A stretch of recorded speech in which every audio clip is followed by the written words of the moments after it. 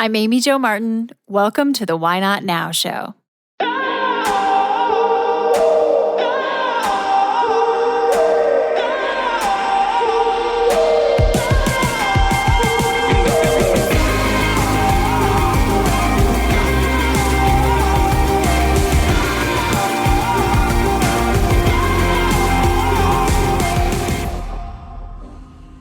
You know that thing you've been thinking about doing? Yeah, that one. Why not now? Have you ever actually taken the time to ask yourself, what's stopping me? Let's talk it through. This is your chance to give that idea the attention it deserves and take action. Each episode, I have a chat with a fascinating person, from entrepreneurs to athletes, celebrities, my parents, rocket scientists, and all walks of life. We talk through a critical time when they've asked themselves, why not now? We dissect that day or even that moment, step by step.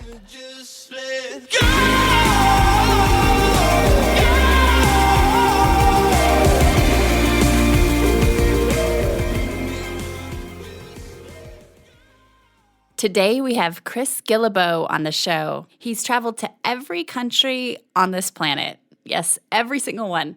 He did this through travel hacking, and he shares with us how he did this. Chris is an entrepreneur and a New York Times bestselling author. His most recent book is called Side Hustle, and he hosts the Side Hustle School podcast as well. In this episode, we talk about Chris's unique approach to travel. He is the voice of authority on travel, so his tips are legit. Also, he worked the entire time while visiting the 193 countries. So he shares how he did that. Chris talks about what to do when you have a why not now idea that keeps popping up in your head. It's resurfacing for a reason, take note, and take action. He explains how. Lastly, we talk about the difference in being productive in a job versus happy and fulfilled in a job. Two very different things. Before we get started, I want to tell you about my partners at Design Pickle.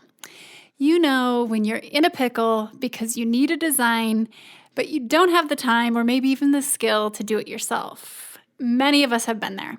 Design Pickle has been a lifesaver for me. Here's how they're set up. You pay a flat rate monthly fee, and you're given a dedicated designer for all of your needs. You heard that right. Unlimited graphic designs, unlimited requests, and the first 14 days are risk-free. You get a full refund if you cancel in the first 2 weeks.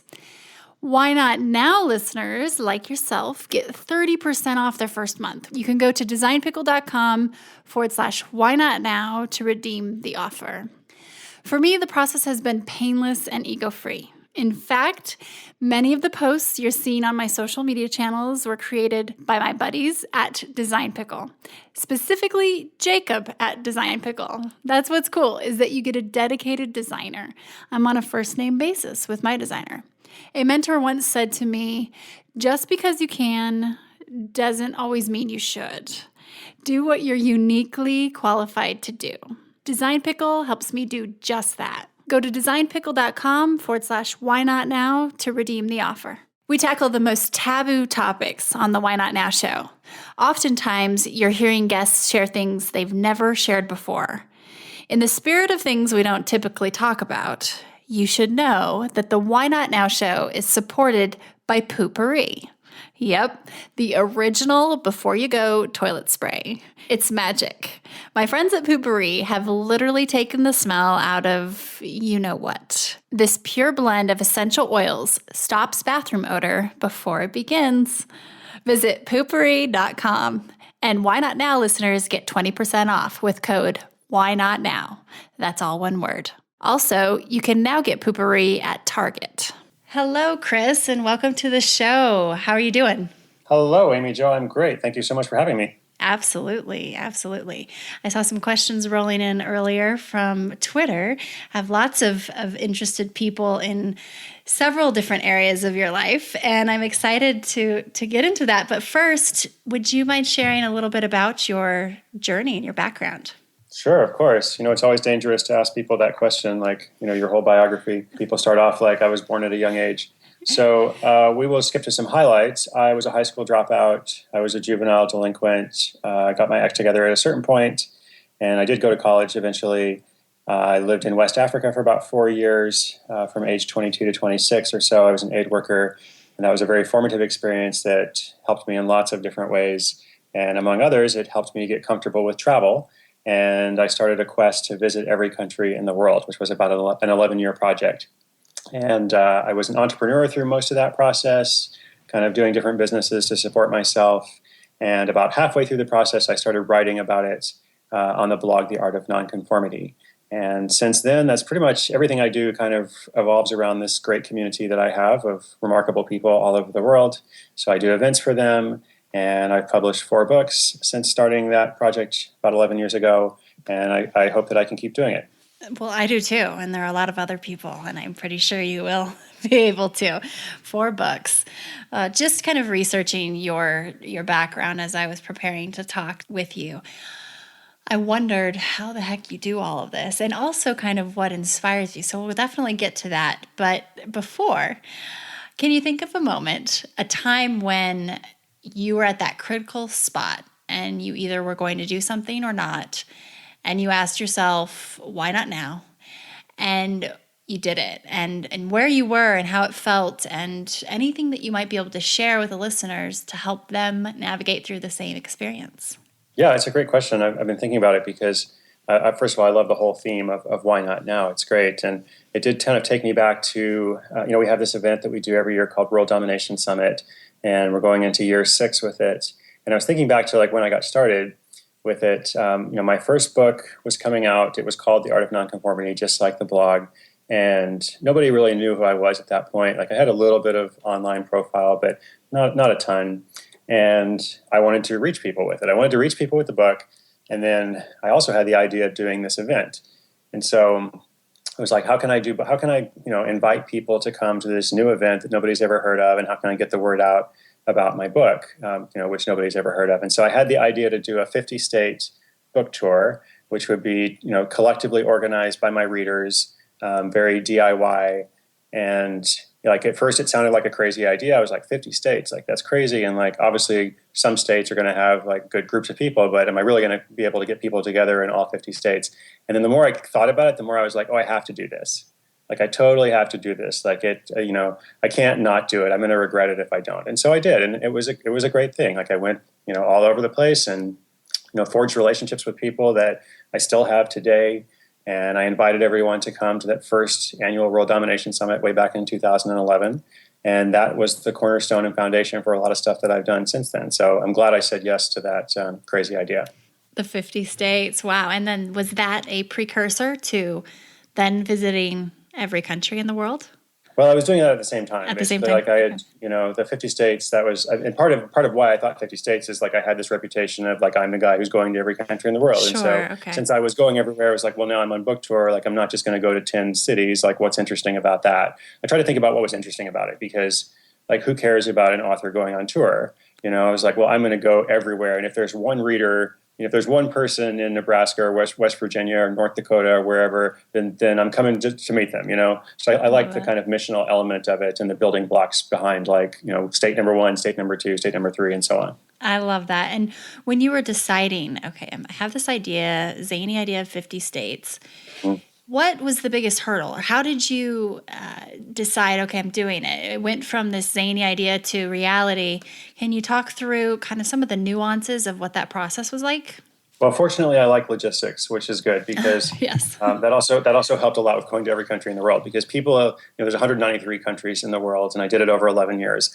And people kind of assume that doing something like that is very romantic and like everything is super exciting and thrilling. And there's certainly like moments that are exciting and thrilling, but there's also a lot of logistics and a lot of planning and a lot of spreadsheets and like working on my Evernote and trying to figure out like route maps and how I'm going to get visas to certain places. So I actually kind of like that stuff. And so I applied that to the 50-state book tour. I mean, the funny thing about it's like going to every country in the world or going to every state, you have to get to each one of them eventually. So it's not like I'm trying to like make my way around something. It's like if I look at a region, like I have to go to all of them. So that helped. And, I just kind of did it region by region.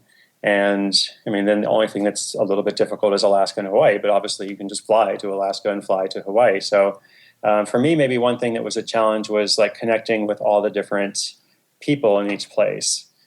Because I had lots of co-hosts and readers who were awesome and like offering to do something. And I didn't have an assistant at the time. I didn't have any employees. Like I still don't have any, full-time employees. So I didn't really have a lot of people that could help me with it from the organizational level. So maybe that was one obstacle, but it eventually worked out. It's quite amazing. And given your travels, not only domestically, but obviously internationally, 193 countries that you visited, and you'll have to go back as things are shifting to catch some of these other ones, I imagine. But as you experience that, I mean, you're seeing things that nobody else really gets to experience in terms of the variety and how many people, places, and things you encounter. What was the most unexpected thing you learned from the experience, not only of the countries, but also the 50 states? I don't want to overstate my knowledge or my experience. I did have this quest. Travel was very important to me. I had those years like living in West Africa and working in cross-cultural contexts. But at the same time, if I think like, what is the greatest lesson? To me, the greatest lesson or the greatest thing I saw is not necessarily something external. It's more like how this whole project or this endeavor changed me. And when I think about when I began, like, I had the crazy idea, but then to actually implement it and do it, it gave me a lot of confidence. It helped me. It greatly expanded my vision. It helped me to solve business challenges. It helped me to maybe think a little bit differently about organizing people and community. So all those things to me, I don't want to say they overshadow everything else or overshadow the experience of travel. But when I think about like what I ultimately took away from it, I think that's probably the majority of it. And maybe the other stuff is like the first half of the quest when everything was new to me. And I was experiencing like certain Asian cultures or African cultures or South Pacific cultures that I hadn't experienced before, and then kind of understanding, life is different here in these ways, but maybe life is similar in these other ways. But then after I'd been doing this for a while, again, 11 years, it's like, I don't want to say that it was all the same, but I was very accustomed to it. I was very used to the process of like, here's a part of the world that I'm going to, and I haven't been there before, but, based on all my other experiences, like, here's what, I tend to expect or assume it will be like. And maybe I'm right or maybe I'm not, but, even if I'm not right, then I can adjust my expectations. Amazing. And top favorite place you visited and maybe least favorite? I like that you asked least favorite. That's good because everybody's always like, what's your favorite country? And I'm like, I don't know. I like a lot of different places. I like travel just for the sake of travel, which is also something that is good. If you're going to go to every country in the world, you should probably like the actual act of travel because there's so much of it that's involved. Like a lot of people just don't like flying, or they just want to get there. They want to like teleport to their destination, and that's fine. But for me, I actually like all the other stuff. So in terms of destinations, I really liked Bhutan in Southeast Asia. I liked Ghana, lived in Ghana for a few months in Africa, and I'll pick a couple of smaller countries. I liked Lithuania in Eastern Europe, and I liked Uruguay in South America. So those are some of my favorites. As for least favorite, great question. Didn't really love Saudi Arabia so much. I'm sure there's some good people there for sure, but I didn't have a great experience. I didn't love Eritrea. I got deported actually from Eritrea, so it wasn't the best experience there. So no plans to go back to either of those for a while. Fair enough. That is definitely fair. And with this travel and reading more about the tips that you've gained over the 11 years plus, you've been traveling a long time. What is the one thing that you always travel with, if anything, other than your passport, of course? Is there something that's kind of indispensable? Mm-hmm. Yeah, well, I kind of have like a little kit, and the whole kit's I would think of as indispensable, but obviously you can lose something and still be fine. So, I mean, the essentials are, as you said, the passport. I try to keep all of my my work and stuff now is online in the sense that I can access it from any computer, so that's helpful. But that wasn't the case, when I started. So that's definitely something that's changed. I'm not really big on possessions and things. Like I have a lot of stuff in my house, but I don't really feel like I need to travel with a lot. So I usually take the same clothes with me wherever I'm going. I take the same stuff. I take my running shoes. I try to exercise. But I'm not really, I'm not really attached to a lot of, actual stuff. I'd love to look at the Google tracker of your path. Have you done that before? I'm sure you have. The Google tracker of my path. Well, yeah, how you could actually Google will track your, I don't know if it's through IP. Well, I guess that would Really? vary, but someone just showed me. I need to research exactly how to do I'm it. gonna research this too. No, I've never heard of it. I Um, do know at one point I mentioned Evernote. I do know that an Evernote employee kind of emailed me out of the blue to say, "Hey, we noticed that you have logged into Evernote from more countries in the world than any other user." that's And I was awesome. like, "Awesome, that's great," But I never really got anything for that, so I still pay for my Evernote account every year. Oh, I love Evernote. It's one of my all-time favorite tools for productivity, and it's awesome. But that's, yeah, you do have to have a couple of first times or all times when it comes to a lot of those things. With the travel, and I was reading a lot about kind of some of the tips, and then also your article on travel hacking about JetBlue and Virgin America or Virgin Airlines. And Yeah. I started forwarding all these things to my husband because he's from Yeah. Australia and he uses Virgin a lot to travel. And Mm. we get off on this tangent, but how valuable a lot of these tips are. And did you just kind of learn all of this from doing it, or are you kind of an avid loyalty person already? Yeah, great question. So I learned it through necessity, basically, and through experience. I wasn't independently wealthy when I undertook this quest, and it's not like somebody was paying for it. I didn't have sponsors, I didn't have advertisers. I just kind of wanted to do it myself. And, it actually wasn't as expensive as a lot of people imagine. Like the first 100 countries cost $30,000. And I was like, wow, that's a great investment. I can spend that over 5 years and like look at what I'm going to get in return in terms of all the experiences. But the second half is definitely more expensive than that. And so I think I got upgraded on a flight once. It was very early on in the process, and I was like, well, this is great. Like I never want to go back, to what I was doing before. And so that's the whole thing with that kind of stuff. Like once it happens, it's hard to go back. So I started reading up a lot about frequent flyer miles and points and learning that there's all kinds of different ways to work the system. And I had a whole credit card experiment that I wrote about on my blog where I applied for 13 credit cards on the same day. And I actually tracked my credit score like throughout the whole year and posted it. And I was accepted for every single one of the cards. And I received maybe 300,000 miles in points. And then, by the end of the year, my credit score was actually higher than it was, when I started, which was already very high. And so kind of just trying to dispel some myths for people and help people do it for themselves, like help people, get points and miles that they can go see the world, maybe not every country in the world, but wherever it is that they want to go, trying to provide tools and resources that they can do that. So we have a service called Travel Hacking Cartel that helps people. And then there's, as you mentioned, a lot of free posts on my blog as well. Yeah, absolutely. And you had over 1 million frequent flyer miles? Is that? It's like 1 million every year. So it's Oh, 1 a million a million year. every year. Oh gosh. But all those are, so, 20% of those are from actual travel, but 80% are through promotions, credit cards, like surveys, all kinds of random stuff. And so the point is like anybody can earn a lot of points, no pun intended, without traveling all the time. And back to this "why not now" concept. So you obviously applied that have applied that to your life in a lot of different ways.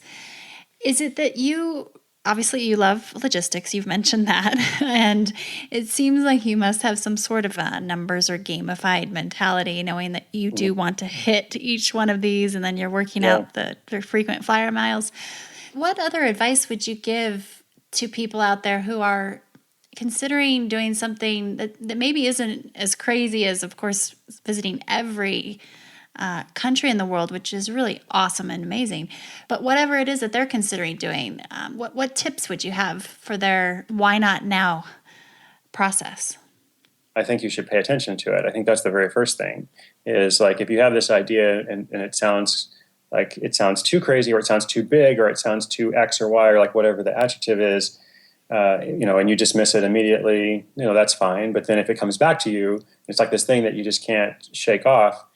You should pay attention because there is something there, and like there is something there for you to pursue. And as you said, like why not now? Like why not see it through? Because not to get like super spiritual, but it's kind of like this dream is there in your heart, and if you don't actually do something about it, then you're kind of killing it off. And there's a lot of value to be found in investigating. Like okay, like what's behind this? Like where will this take me if I do something with it? So first thing I think is say yes, and then second thing, matrix and gamification. Like I don't actually use the word gamification very much. I think that kind of became a trend, like halfway through what I was doing. But I very much relate to the concept of like measurable milestones. And I think you can set milestones for anything. You can say like I have this big idea, whatever it is, and like here is what it will look like when it is 25% complete, and here's what it will look like when it's 50% complete, and so on. And I think it's really fun to do that because then you kind of see your progress along the way, and you track it. And for me, you mentioned like the checking things off, or like being able to say like, oh, I did that. It's really interesting because in the beginning of my quest, like that was a lot of criticism that I received. It was like, oh, you're just doing this to check things off. And so I felt really defensive about it at the time, and I would kind of say all these things. And like as I got closer to the end, I was like, well, actually, I kind of embraced that because checking things off, there's real value in that. I'm actually enjoying like the progress, the linear progress of going from like where I started all the way to where I am now. Like I'm proud of that. And so milestones can help, a lot with that. And then related to that, the last thing is, count the cost. Like what will it cost you in terms of money, in terms of time, in terms of energy, in terms of any other resource to pursue that dream or that idea. And, once you know the cost, first of all, you may find that it's not as enormous or massive as you thought it might be. And second of all, that will give you confidence, to know like, oh, I can pursue this, idea. Why not now? Or maybe there is actually some preparation I have to do before I pursue it. So I'm a big fan of turning things from dreams into reality. You're very inspiring about that too. It just reminds me of a conversation I had with a friend of mine, Julia Roy, and she has worked in digital marketing in different varieties for years. And I was at her house and she was just doing the dishes and loading the dishwasher. And then we went out to the garden, and she loves to garden. And she said, I love things that can start and finish. It doesn't matter what they are, but she said she finds that throughout her workday and just with her career, so many of her projects, quote unquote, are not really, they don't end. It's ongoing, and we love that productivity feeling of I did that and it's over, and now I'm going to do the next thing. And there might be some kind of gratification in checking boxes and productivity that we're missing in our current society. But 4 books, 193 countries. You must have some productivity tips and or just even how do you stay sane? You must be working all the time. Those are 2 different questions. How about we start with the first, productivity? I like the first better because I actually don't know that I am sane or balanced. Or hopefully I'm sane, like in a legal definition, but I don't know that I'm super balanced because I really do love what I do and I'm focused on it very much. And I think the number one productivity hack or tip for people is to love your work and to love what you're building or creating for yourself or for others, and to create that situation however it works, whether it's through entrepreneurship, whether it's through like creating your own job within a company or an organization that best matches your skills. Like if you're excited about what you do and you care about it, you kind of wake up in the morning, you're like, yeah, like I'm going to go do this thing and I'm going to make progress, then you're going to be more productive. Like after that, it's just about optimization. I think the mistake people tend to make is like they have a job that sucks, or they're doing something that they don't believe in. And so they're like, well, I need to be more productive. Well, you can be more efficient. Like you could like do more tasks or something, but if you're doing the wrong thing, like then you're just going to be more efficient doing the wrong thing. So I think like, let's fix the first things. And then for the second things, well, I don't know. I have lists. I'm always looking at lists. I like to work through lists. I'm always thinking about, next step. What's the next step? What's the next step? I try to build habits. I try to write every day. I try to write 1,000 words a day. And sometimes I don't, but, for the most part I do. Like that's a habit. So if I get off track, then I try to get back to it. So those are some of the things I do. Awesome. And in writing, when you say you write 1,000 words, is it more journal style, or do you sit down and just write freely about a certain topic? It's neither of those. When I say 1,000 words, for me, like I am a professional writer, and obviously like you've written books as well, but for me, it's like 1,000 words that are somewhat publishable. Like I'm writing 1,000 words toward a manuscript, or 1,000 words toward, a sequence of blog posts or something else. So it's not journaling. It's not free writing. It's actually like intended to be something that I'm actually using in some way. And I won't end up using all of it. And, for my books, of course, like I'll write entire chapters or sections that I end up like discarding later. But the point is it's intended to be towards something that's actually shared. I like that. Talk about useful. There are times where people have said, just write freely about. Yeah, I know. I'm like, wait a minute, Right. is that a good use of my time? Where can I put this? How is it going to work? But I can see the value in both, but I really like the other one. When you mentioned your tip of productivity and really it being to enjoy what you're doing, that's the biggest tip. And it's not really a secret, but it's such a useful and almost a must. I was thinking about how many conversations I've had recently with friends who are looking to make a change. And I'm sure this happens to you very frequently too. And people say, I really want to get out of my current situation, whether it's a job they don't like or who knows what it might be. And I just remembered something when I was younger. I would get what my mom would call the Sunday blues. So before I would go to on Sunday nights, I would have to obviously be preparing for school the next morning. And I would just be kind of sad and a little depressed. And I remember not enjoying Sundays really at all because I knew that I had to go back to school and I wanted to play with my friends, so on and so forth. And my mom would ask me, are you really unhappy or are these just a little bit of the Sunday blues? And usually it was just a little bit of the Sunday blues. But when people hate Mondays, I really get worried about them because it's just, I think that's such a good litmus test of, okay, are you in the right spot right now? Are you doing what you should be doing and what you could be doing? Is the test of Sundays and Mondays. They really shouldn't be dreadful, Totally agree. So that productivity, just enjoying what you're doing for productivity hits home for sure. The final kind of rapid fire questions are quick and just to kind of let the listeners better understand a little bit more about you. The first is, how do you inspire yourself? I don't know that we can inspire ourselves. At least I can speak for myself. I shouldn't speak for everyone. I don't know that I can motivate myself. It's not like I get up and I'm like, hey, self, let's get inspired. I think I will say what I do find inspiring is when, I often hear from my readers and they write in after reading one of the books or something on the blog and they talk about a connection that it's made or some practical way that it's helped them in their lives. And I do find that very inspiring and motivating. And it makes me think, okay, great. What's next? How can I help more people? How can I help, the same people in a deeper way? So I like that. Gotcha, that feedback loop. And what are you reading right now? Or what's your all-time favorite book? Oh yeah, man, I'm not reading as much as reading for me is like yoga. Like I say I do yoga, but do I really, I go to a yoga class once in a while, but then weeks go by and I actually haven't been to class. So can I actually say I do yoga?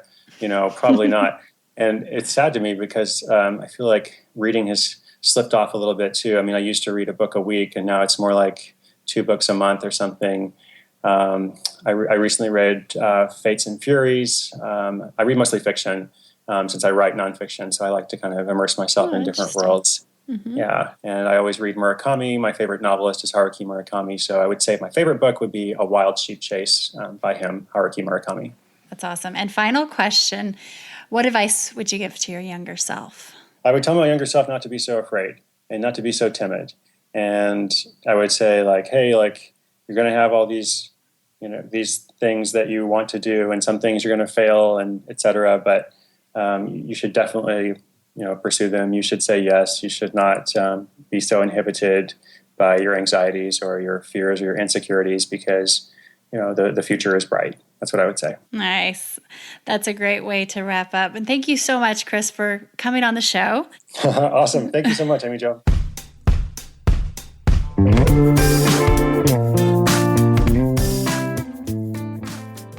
Hey everyone, thanks for listening to the show. Hit me up on social media to let me know what you think. I'm at Amy Jo Martin on Twitter, Facebook, Instagram, and LinkedIn.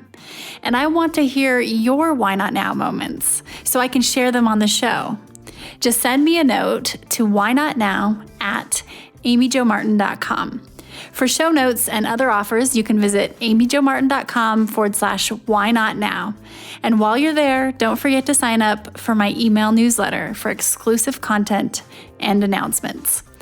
A big thanks to Rock Salt Music for all of the tunes by the talented John Coggins, and of course a hat tip to Richard Gruer for editing and producing the show. I'll see you next time, and until then, why not now?